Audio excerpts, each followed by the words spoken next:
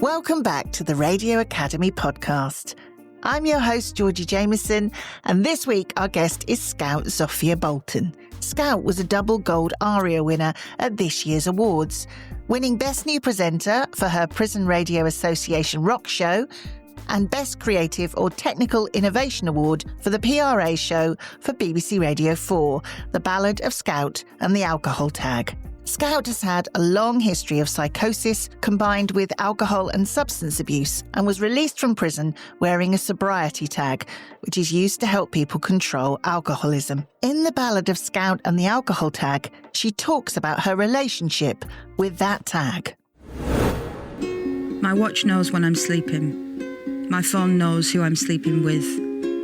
My ankle monitor and I have a similar bond. It vibrates every 30 minutes to remind me that I'm not allowed to drink. My monitor and I share an emotional circuitry. My secure remote alcohol monitor, or SCRAM as it's known, it lives on me, as close to the bone as it gets. SCRAM reminds me that my biometrics don't belong to me. My behaviour is modifiable. I am monitored. We'll hear more about that documentary later, but first I wanted to know how Scout felt about that double gold win at the Arias. Oh, what a night. I wasn't expecting either. This isn't false humility. I was not expecting a single thing. For me, it was all about the red carpet experience. That was what I was looking forward to the most. Because I thought, I'm obviously not going to win, but it'll be a night of a lifetime. Get all dressed up.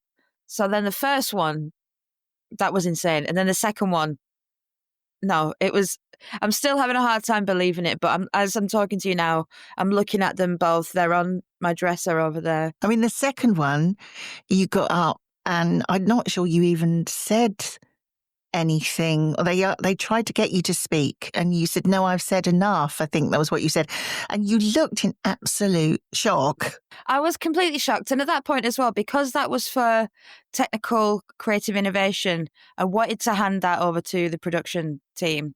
I thought that made more sense to me that they spoke. So I was happy. But at that point, I was completely, this can't be happening. And when I said, I've said enough, I just thought, I talk for a living. That's my job. I've said enough. You said you've got them, you can see them there in front of you. What do they mean to you? They're such a symbol of just everything good that has come out of everything bad that I had to endure. Because before I got arrested, I had about 2.5 years of treatment-resistant rapid cycling, what we thought then was bipolar disorder. And then my diagnosis was changed and all that. And then I was misdiagnosed. But I was just so relentlessly ill that when friends didn't hear from me for a couple of days, they just assumed that I'd died. And it was just getting really, really, really bad. And I didn't think I was ever going to get better. I just thought, this is the episode that is never going to end. So those arias there are a symbol that it did all turn around and I did get better and it can be done. The impossible can be achieved, you know. We'll talk a bit more about your story in a bit, particularly when we talk about the Ballad of Scout and the Alcohol Tag, which I listened to the other day, the one that won the gold for creative or technical innovation. Yeah. Well, let's talk about the first award, Best New Presenter for your Prison Radio Association show, which is a rock show. Tell me about your relationship with music and particularly that genre of music. Has music always been important to you? Music is essential for me, and it always has been. That was the thing I missed the most when I went to jail, was music. And I did listen to the rock show. I did listen to NPR. My favourite artist is Elliott Smith. And I have every day what I jokingly call my Elliott hour, which is where I need to sit down and turn off the computer and not talk to anybody. And it's just me and Elliott. Just that's it. So it's been essential to me. I grew up on rock music as well. You know, my stepdad, when I was 11 years old, gave me all his old punk vinyls. And then I got really into the subculture and then was a goth and then going out to all the local live gigs. So like seeing my friend's band last night was amazing because it just took me right back there being 14 and chasing all the local bands that you liked around to all the different venues. Getting a minibus so you can all go to the next town on to watch them. Tell me about prison radio. How did it help you in prison? It was immediately helpful. So at this point, I was working on the gardens. I'd just been sentenced.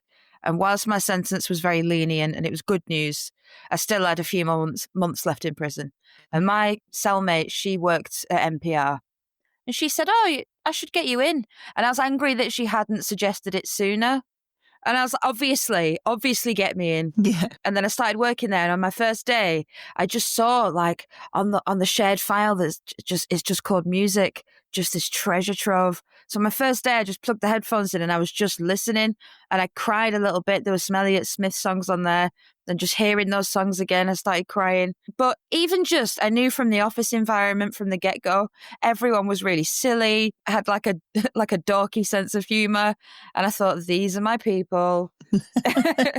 Yeah, I read that you said that you'd found your people, you'd found your tribe, basically. Found my tribe, for sure. Yeah, I feel so comfortable around everyone that I work with.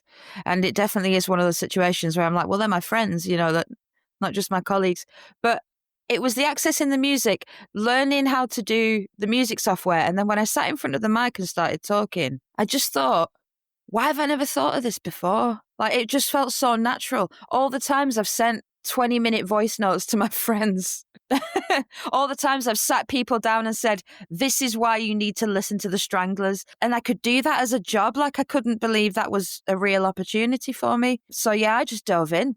And I just thought anything they offer, anything they want me to do, I'm just going to do it. I'm going to make myself available and just keep doing it, keep plugging away at it. And I'm going to be a nuisance and they're going to keep me around. I think you have to be. Anything creative, yeah. You've got to be a nuisance. Yeah, I was an absolute nuisance until they let me in the building. Yeah, just keep showing up. Yeah. You had some great comments from other inmates, and I saw that on the website, about how they communicated with you and how that made them feel. But how do those comments make you feel? Someone said to me about, would you want to work for a different radio station also doing a rock show? And I thought, why would I do that? I'm doing a rock show and I love the rock show. And part of what I love about it is, like on my whiteboard next to me, if someone calls and say, I've got parole in 2 weeks, I'll make sure to make a note of it so that when they have parole, I can say, all right, everyone's sending good vibes to, I don't know, Johnny or whatever, because it's important to me. I like having those same callers. I also like having people say, hey, this is the first time I've called in. Because I think, oh, nice one. I bet you've been thinking about it for a little while and not been quite sure. So we had a show this week, actually, where we didn't get enough requests. So I had to just fill it with those songs that I like. And I was like a stern parent. I was like, you guys, I can't do this without you. You need to be calling in. I cannot do this without you. This is a two-way street. But it's true. Like, you can't. You're only as good as your listeners, right? You're only as good as how good your listeners think you are. Because that's that connection then, isn't it? Yeah, I definitely feel a connection to the listeners. And having been in prison myself, I know how vital it is. And just to have that relief where you can have a bit of a laugh. You don't laugh about much in prison. It's not funny. But when I started working at NPR and everyone was just being really silly in the office, I laughed. And I realised that's so important. So I try and bring that into the rock show because it's so important. You're not in a situation that lends itself to having a good time. Every time we focus on prison radio on the Radio Academy podcast, it always comes through how vital it is, what a lifeline it is. That's exactly the word. It's vital. It's absolutely crucial. And for a lot of prisoners as well, that's their only sort of understanding of what's going on in the outside world is when they hear the news and things like that. When we hear new rock releases, and we put those in the show, that's something they otherwise would never know. They might never know that their favourite band has got a new frontman or whatever. That stuff's important to you, right? When you're following bands that you like around, that stuff matters. Gonna be honest with you guys now, since we're all friends, I've had a bit of a bummer of a week. There's like nothing bad happened. In fact, life on the face of it is really great. But I've just had the sad gremlins, the ones. They're like invisible thieves of joy, and they suck all the life out of you for literally no reason. So I've been in my pit for a few days eating ice cream and listening to even more Elliott Smith than usual, which is already a lot. And I'm sitting here going through these requests, and immediately I feel better, and I'm not even kidding. The The other award that you won, which we touched on earlier, was the gold in the Creative or Technical Innovation Award category. This was for the Ballad of Scout and the Alcohol Tag, which was made in conjunction with BBC Radio 4 and Prison Radio Association. It really goes deep into your story, and your story is amazing, but it's heartbreaking and it's raw. And I found it an incredible listen, but a tough listen, because you are so honest in it. I had to be. What was it like telling your story in that way? It wasn't difficult. It was an enormous relief to just get it out there. You know what? It was sort of like a mea culpa, just like, right, okay, yeah, I did this and it was awful, but let me just tell you why. It was almost like an exorcism. Mm-hmm. Got a lot of that stuff out. And when it came to working with Andrew and Ellen, those are the people I work closely with the sound design. I remember saying to Andrew, he was saying, oh, we've done the hearing the voices. It's kind of intense. I was like, good. I want the listener to feel really screwed up after listening to this, because I had to feel like that. I want them to feel even a portion of what I felt, and then they'll understand. And that's not me being sadistic to the listener.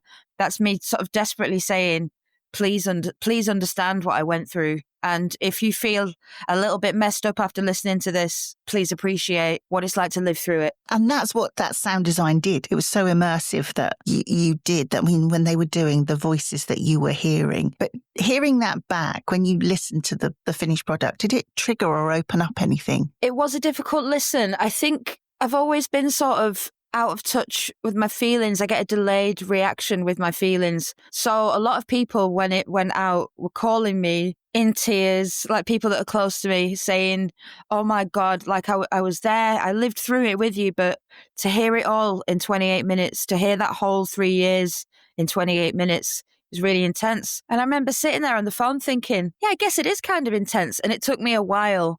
And then I think it was like 3 months after it went out, I listened to it on my own with headphones, and I did cry. I cried my eyes out. I needed to. It had to happen, and it felt good. You know, a good sort of healing. Cathartic, yeah. Very cathartic. It needed to, because I barely cried in prison, barely cried since getting out. And that is because sometimes things have been so bad in the past, it's just been easier to go, do you know what? I've decided I'm not going to feel this anymore.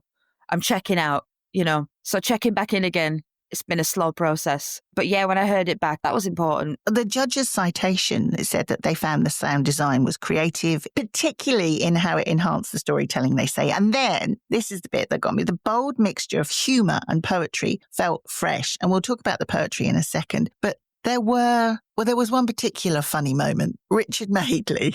When Andrew Wilkie, the producer, when he sent me that, he's just sent it me in a WhatsApp group and did not say, trigger warning, I've created the AI. So he just sent it me and I pressed play and I was like, oh God, it's happening again. For anyone who's not heard the show, just explain the whole, it was the psychotic part of your psychotic episode, wasn't it? That you thought the TV was talking to you. When I was 18, I had bad hallucinations that Richard Madeley was trying to contact me through the Richard and Judy show to warn me that the police were after me because I thought I'd committed a series of murders. I'd just like to say to the listener, I've not committed a series or even one murder. And I thought it was Richard Madeley that was exposing it to the world and saying it to me. And so Andrew got AI. He used AI to recreate Richard Madeley's voice, saying those same things to me. That was quite intense hearing it. And then he said afterwards, oh, I should have put a trigger warning. And I was like, yeah, you should have. But then it was just really funny to hear it. It was scary because it sounded just like Richard Madeley, didn't it? For a second, I thought he'd got Madeley on board. Just like, did he know Richard Madeley? And just got, oh, come on, Richard, can you just appear as a psychotic nightmare in this documentary? If you woke up tomorrow and everything had been tilted 4 or 5 degrees to the left, you would know something was wrong, but you would not be able to say, you wouldn't be able to figure it out. You would just think, am I being crazy or is everything just a bit different? Scout. And then I started to hear voices. Please run away. There's danger. Scout. Monster. But I thought, that's normal, right? It's probably just all the drugs I'm doing. Please, just go. You look beautiful. Mistake. Pack a bag. Tell nobody. Scout. Tell nobody. You're going to change the world. Tell nobody. Scout. I remember watching Richard and Judy And Richard Madeley, I swear, looked me in the eyes and said, "We're going to kill you." Coming up on the next part of the show, there's a criminal at large named Scout Bolton who's wanted for several murders. Scout, we know what you've done. You can't stay hidden forever. It was scary, but that was also funny. So I see what they mean about that mixture of humour. But it's a good job that you did find it funny. Oh God! So I've got quite a few friends who've got severe mental illness. We all sort of flock together, and we do laugh about the things that we've thought in delusional states, because it is funny when you look back, because your brain's gone completely west, and the things that it'll throw up when it's in that state. You look back, it's kind of hilarious. Like the time that I saw this pair of shoes that I really liked. I thought, well, I like them so much, I don't ever want to run out. I better buy 20 pairs in different colours. But I was so manic, I forgot my shoe size. So I just had 20 pairs of shoes, size 5, that didn't fit me, too small. And looking back, that's so funny. It's so ridiculous. Hopping into taxis at 4 a.m. saying, "Drive me to Paris." I mean, we're laughing, but actually, yeah, it's scary. At the time, it's scary because everything's going so fast. But when you look back, and it's not even one of those situations where people say, "Oh, if you don't laugh, you'll cry." No, just laugh. You can laugh if you feel comfortable laughing at the stuff you've been through. Then go for it. Have a chuckle about it. We talked about the poetry, and that was a big part of the sound design and the part that you contributed, the poetry, and also the music as well that you wrote for it. When did you start writing the music and the poetry, and how did they help you? I started writing poetry sort of in general back when I was about 20, 21, and I'm 36 now. That's how I've made my career. That's what I've always done, is I was a poet, and then I got into radio. And that's always helped me communicate that which I can't communicate in speech. With poetry, sometimes in the past, my poems have been a real cry for help, because I've not been able to say to people that I love, I'm having these thoughts, but I can definitely put it in a poem. So they've become these sort of cryptic love letters over time. I said to my colleagues recently, when you're a creative, like we were saying, you got to make yourself a nuisance. So when I was in prison still, I handed over the poems I'd been writing in prison just to sort of keep me busy. And I gave them to my colleague, Ellen. And I thought maybe she'll like them. Maybe she can hand them around. I don't know. I've got to give them to someone. I'm giving them to her.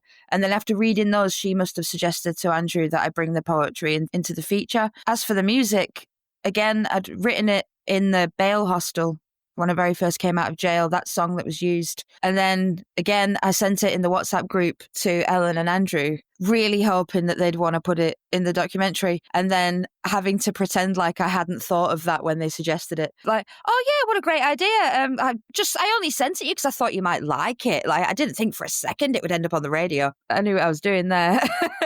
The both of those, knowing that they came from you, the poetry and the music, made that sound design so personal. When you listen to it, you think, oh my God, what you went through. And I read the article about your misdiagnosis in The Guardian. How are you now? How are you doing? I'm okay. Like I said in the Guardian article, I do still have ups and downs. I've just come out of quite a dicey hypomania, which is sort of like a mild version of mania. I still get those. There's no pill that's ever going to take it away completely. But in that hypomania, I did behave a bit strangely, I guess. I spent a lot of money just taking myself off to hotels. So I stayed in 4 different hotels in 2 weeks, just locally, just fancied a change. Looking back, that was quite odd. And then I spent like a week in bed when the crash came. That sounds kind of, chaotic and strange. But when I compare that to how it used to be, I'll take it. I'll take a bit of odd behaviour for a couple of weeks, followed by a week in bed. It's nothing. And then I'll go months completely stable. And then I'll have a little blip. But it's not even enough to stop me from like doing my job, doing the school run. I can still get on with my life. I can still function. Whereas before, everything had broken down. And I do genuinely like to think, whether you believe in God or the universe or what, that by the time I got arrested, it was some kind of higher power saying, we need a course correction. Things need to change. Mm-hmm. You cannot carry on like this. And things have changed now mentally. Yeah, the stability is nice.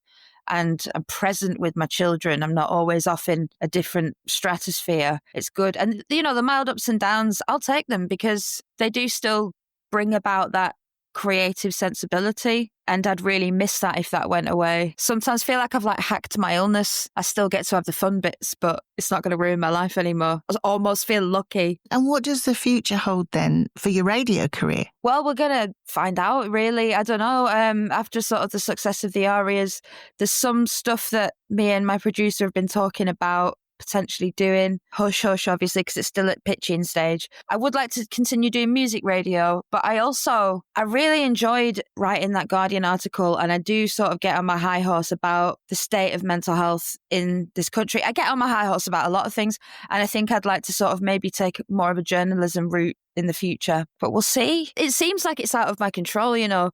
I feel like whatever it is I'm meant to do in radio, it will just present itself in front of me. That's what's happened so far. A big thank you to Scout for being such an amazing guest. The Ballad of Scout and the Alcohol Tag is still available to listen to on BBC Sounds. Tickets for the Radio Academy Festival are now on sale. The theme this year is World of Sound, and we return to the Royal College of Physicians in London on Wednesday the 17th of September. For more details about early bird prices, to see which guest speakers are being announced, and to book tickets, head to radioacademy.org/festival. Our London Summer Social is on the 16th of July at the Lantern, hosted by Bauer Media. This event is free for Radio Academy members, and non-members can sign up for £4. Go to radioacademy.org/events to register.